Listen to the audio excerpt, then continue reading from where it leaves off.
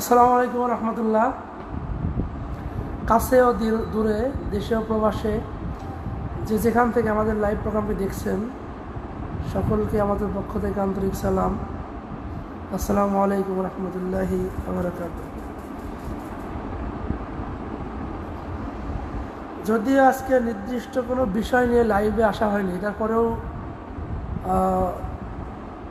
মুফতি আমির আহমেদ সাহেব আসছেন আপনাদের সামনে। অবশ্যই গুরুত্বপূর্ণ কিছু কথা আলোচনা হবে, আপনারা দেখতে থাকুন ইনশাআল্লাহ। আসসালামু আলাইকুম রহমতুল্লাহি ওয়া বারাকাতুহু। নাহমাদুহু ওয়া নুসাল্লি আলা রাসূলিহিল কারীম, আম্মা বা'দ। আউযু বিল্লাহি মিনাশ শাইতানির রাজীম। বিসমিল্লাহির রাহমানির রাহিম। লাকাদ কানা লাকুম ফি রাসূলিল্লাহি উসওয়াতুন হাসানাতুন লিমান কানা ইয়ারজুল্লাহা ওয়াল ইয়াওমাল আখির ওয়া যাকারাল্লাহা কাসীরা।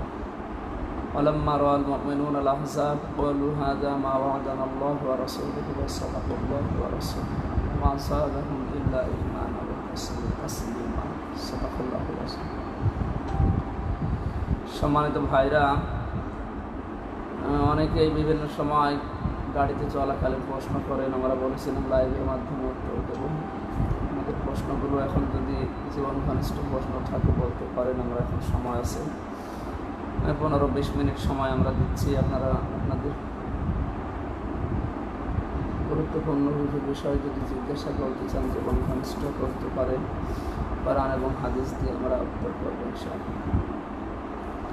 ঢাকা থেকে এক ভাই প্রশ্ন দিয়েছিল গাড়িতে আসার সময়, যাকাতের যে সম্পদগুলো, যাকাতের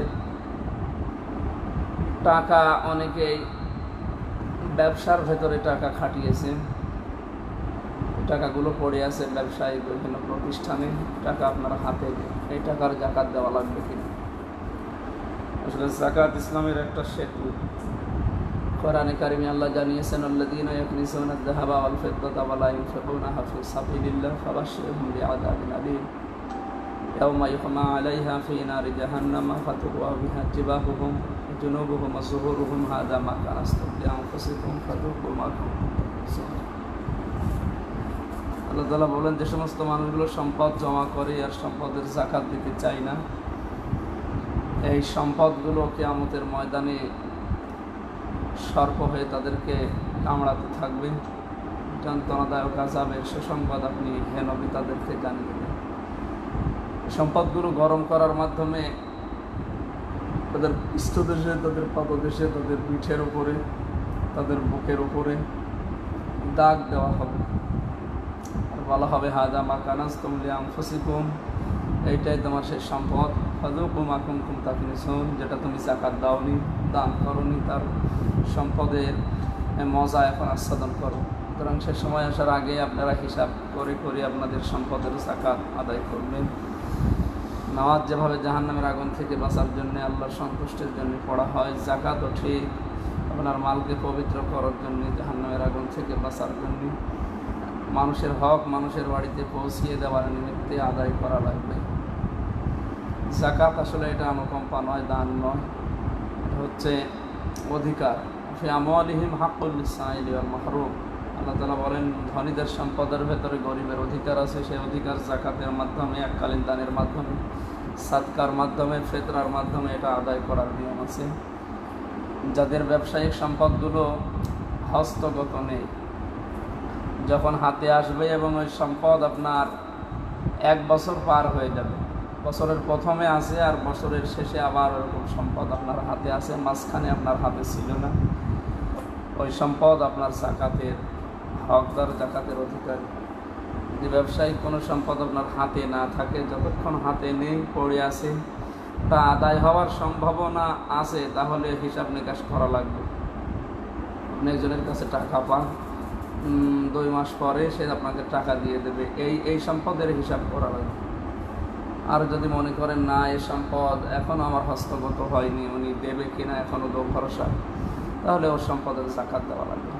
ব্যবসায়িক যে সমস্ত টাকা পয়সা অর্থগুলো পড়ে আছে বিভিন্ন জায়গায়, এখনও আপনার হাতে আসেনি, এগুলো দেওয়া লাগবে না। যেগুলো হাতে এসেছে এবং এবং হাতে আসার সম্ভাবনা আছে ওগুলোর জাকাত হিসাব করে অবশ্যই দেওয়া লাগবে।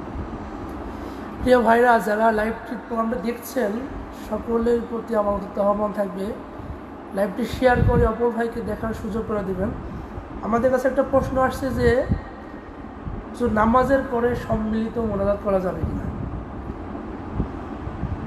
নামাজ শুরু হয় তাকবীর দিয়ে, নামাজ শেষ হয় সালাম দিয়ে। নবীজি বলেন নামাজ শুরু হবে আল্লাহু আকবার দিয়ে আর শেষ হবে আসসালামু আলাইকুম রাহমাতুল্লাহ। সুতরাং নামাজের পরে মোনাজাত একা একা বলেন সম্মিলিত বলেন এটা নামাজের কোনো অংশ নয়। যদি কেউ মোনাজাত করতে চায় সে যেন একা একা করে। সম্মিলিতভাবে মোনাজাত করতে গিয়ে পেছনে যদি কারো নামাজের ডিস্টার্ব হয় তাহলে কিন্তু গুনাহ হয়ে যাবে, যেহেতু এটা সুন্নাতের ভেতরে নেই, পরবর্তীতে এটা মানুষ বানিয়েছে।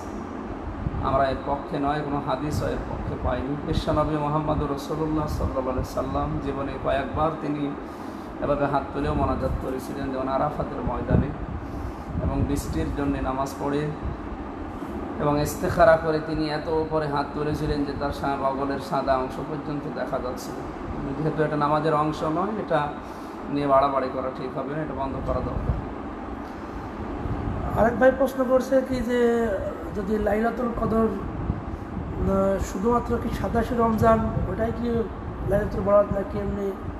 লাইলাতুল কদর শব্দটা ভাগ্য রজনী কোরআনে কারিমে আল্লাহ তাআলা জানিয়েছেন ইন্না আনজালনাহু ফি লাইলাতুল কদর ওয়া মা আদরাকা মা লাইলাতুল কদর লাইলাতুল কদরি খায়রুম মিন আলফি শাহর। হে নবী, আপনি জানেন এই লাইলাতুল কদর কি? 1000 মাসের চাইতে উত্তম। এখানে আলফন ওয়াহিদুন আল্লাহ দেননি যে 1000 মাস না, আলফন শাহরুন আছে, হাজার হাজার মাসের চাইতে এটা উত্তম। কিন্তু এটা নির্ধারিত করে বিশ্বনবী বলে যাননি যে 27 বা 25 রমজানের শেষের 10 দিনের বেজোড় রাতগুলোর যে কোনো একদিন হতে পারে। এটা গ্যারান্টি দেওয়া নেই যে 27 বা 25 বা 29, 21 বলেন, 23 বলেন, 25 বলেন, 27 বলেন, 29 বলেন, এর ভেতরে যে কোনো একদিন হয়ে যেতে পারে, আপনি সচেষ্ট থাকবেন। আরেক ভাই প্রশ্ন করছে যে জাকাতের মাল কি লিল্লা বোর্ডিংয়ে দেওয়া যাবে কিনা, এর বিধান কি? লিল্লা বোর্ডিং জাকাতের সম্পদগুলো 8টা খাতে ব্যয় করা যায়। সূরা তাওবার 60 নম্বর আয়াত আছে ইন্নামাস সাদাকাতু লিল ফুকারাই ওয়াল মাসাকিন ওয়াল আমিলিনা আলাইহা ওয়াল মুআল্লাফাতি কুলুবুহুম ওয়া ফির রিকাব ওয়াল গারিমিনা ওয়া ফি সাবিলিল্লাহি ওয়া ফিস সাবিল ফারিদাতাম মিনাল্লাহ ওয়াল্লাহু আলিমুন হাকিম। এখানে লিল্লা বোর্ডিং বলে কোনো খাতের নাম নেই। সুতরাং যে 8টা খাতের নাম আছে এর ভেতরে যদি লিল্লা বোর্ডিংয়ে যারা আছে তারা পড়ে যায়, অবশ্যই আপনি লিল্লা বোর্ডিংও দিতে পারেন। যেহেতু এতিম শব্দটা প্রথমে আছে, এতিম এই শব্দটা দিয়ে লিল্লা বোর্ডিংয়ে যারা থাকে খায় এরা এর ভেতরে পড়ে, সুতরাং এদেরকেও জাকাতের টাকা দেওয়া যায়।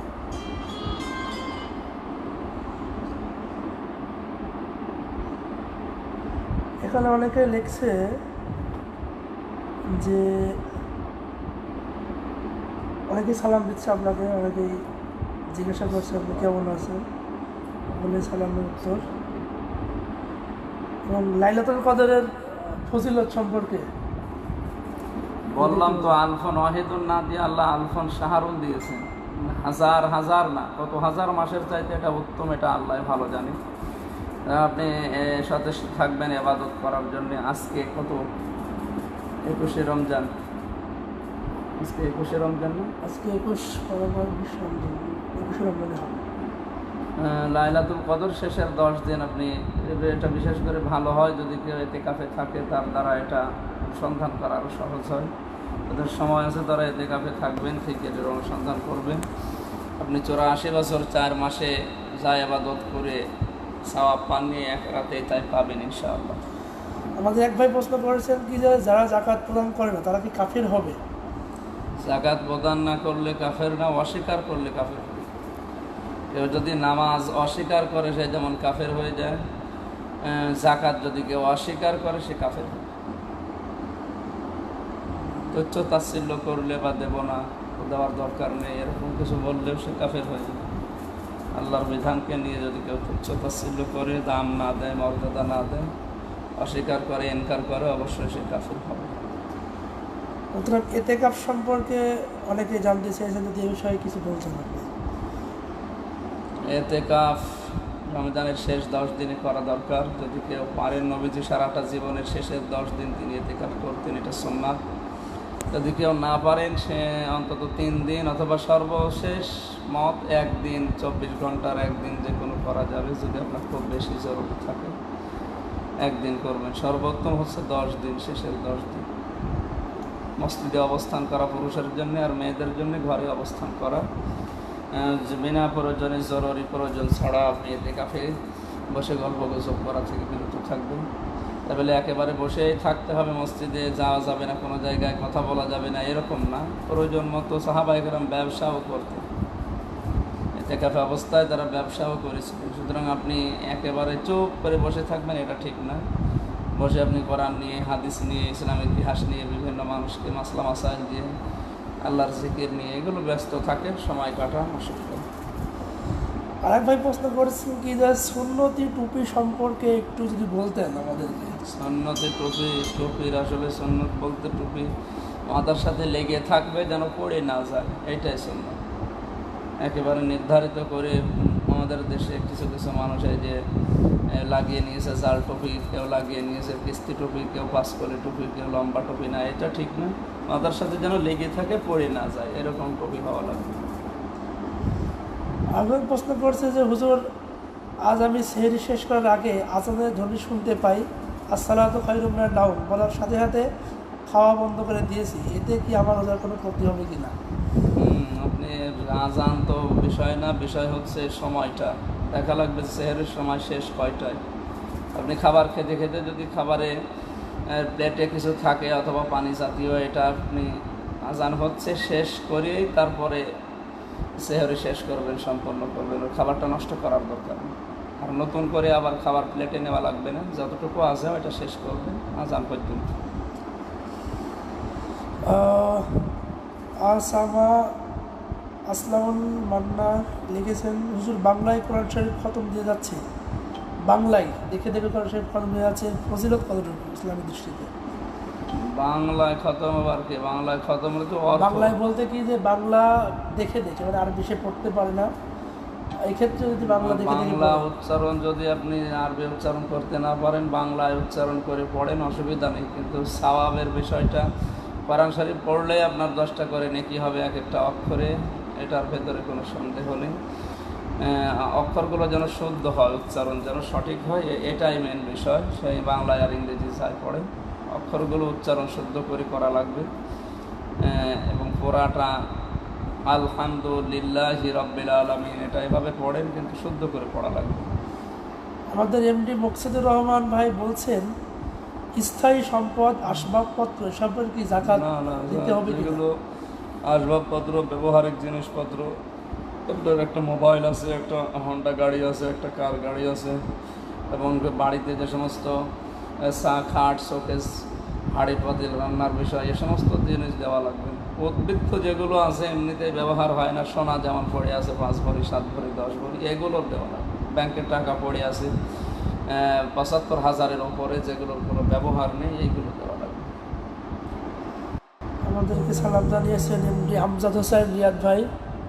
ওয়ালাইকুম আসসালাম, আলহামদুলিল্লাহ ভাই ভালো আছি। আলিম সরকার লিখেছেন, আমি একজন ছাত্র, অনার্সে পড়ি, আমি কি যাকাত দিব? জাকাত ছাত্র আর মাস্টার বলে না, জাকাত দেওয়া লাগবে আপনার সামর্থ্যের উপরে। খেয়ে দেয়ে ঋণ পরিশোধ করার পরে যদি 75,000 টাকার উপরে থাকে, অবশ্যই জাকাত দেওয়া লাগবে। আর স্বর্ণের হিসাব ধরলে 3.5 লাখ টাকা হওয়া লাগবে। ইতিমধ্যে যুক্ত হয়েছেন আলী আহমদ আকান্ত, তাহজিব সেন্টারের ম্যানেজিং ডিরেক্টর। মামা প্রশ্ন করেছেন কি যে করোনা হলে কোরআন মিথ্যা হয়ে যাবে, এই বিষয়টি নিয়ে ব্যাপক সমালোচনা হচ্ছে সোশ্যাল মিডিয়াতে। এই বিষয়টি যদি আপনি আর একটু ক্লিয়ার করতেন। পুরা ক্লিয়ার তো 4-5 বার লাইভে এসে করলাম, আবার কি আসলে কাছে মানুষের চুলকানি আছে?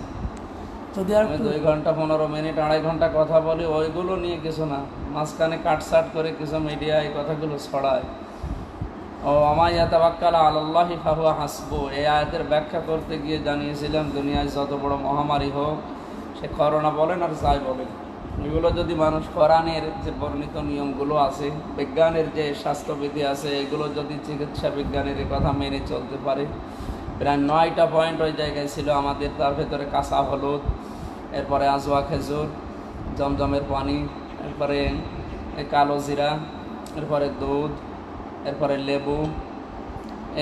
এই বিষয়গুলো যদি কেউ ভক্ষণ করে, নিয়মিত খেতে থাকে এবং আল্লাহর উপরে ভরসা করে কোরআনে বর্ণিত যে নিয়ম নীতিগুলো আছে, 5 ওয়াক্ত সালাতে, পরিষ্কার পরিচ্ছন্নতা, এগুলো মেনে চলতে পারে, তাহলে তার কাছে বিপদ আসবে।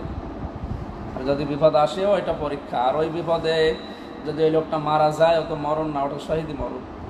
সুতরাং আমি যেটা বলেছি, ওরা আগের 8-9 মিনিট কাটসাট করে শেষের টুকু দিয়েছে, এই জন্যই জাতি বিভ্রান্ত। আর আমি জানি জাতির ভেতরে যারা সচেতন তারা এই নিয়ে কিছু মনে করবে না। কিছু মানুষের চুলকানি আছে, তারা এই নিয়ে হইচই করে, মাতামাতি করে, এবং তারা জানে যে আমির হামজা কি বলতে চায়।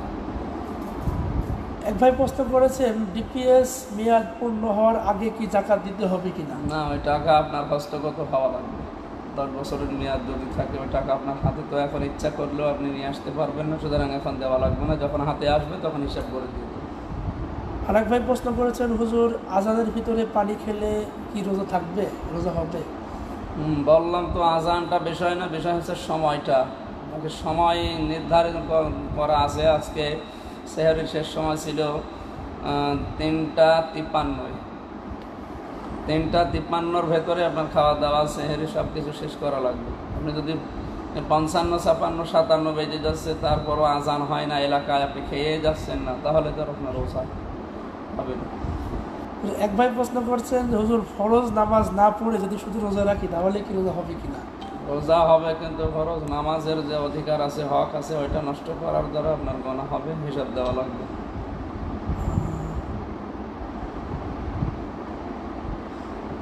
আরেক ভাই লিখেছেন, বর্তমান বাজারে কত টাকা থাকলে জাকাত দিতে হবে?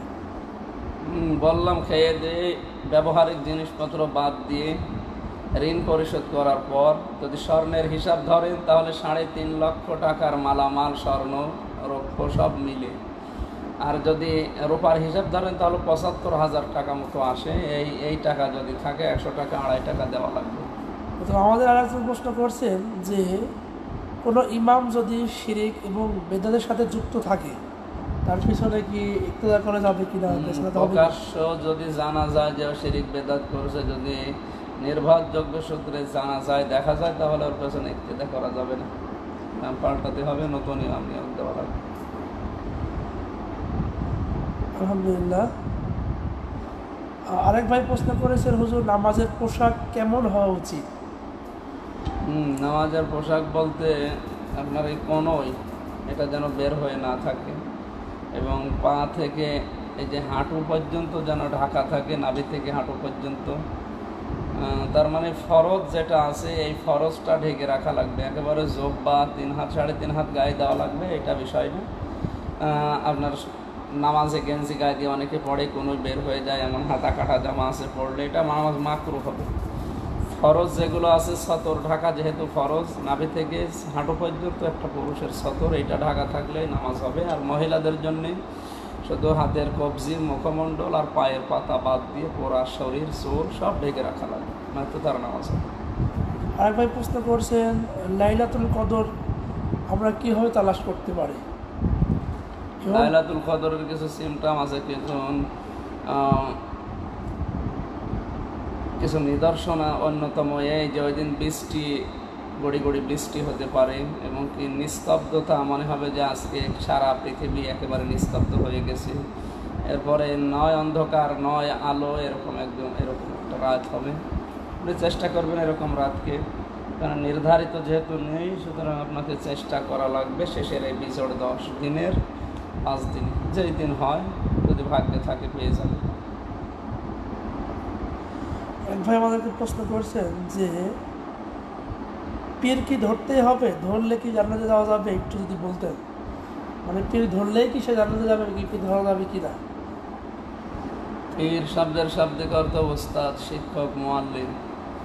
ফাসালু আহলা যিকরি ইন কুনতুম লা তা'লামুন। আল্লাহ তাআলা বলেন, তোমরা যেটা জানো না, আহলে জিকির যারা আছে, যারা এই বিষয় জানে, তাদের কাছে জেনে নাও। সুতরাং পীর বিষয়টা অনেক পরে, এটা কোরআনেও নেই, এটা হাদিসেও নেই।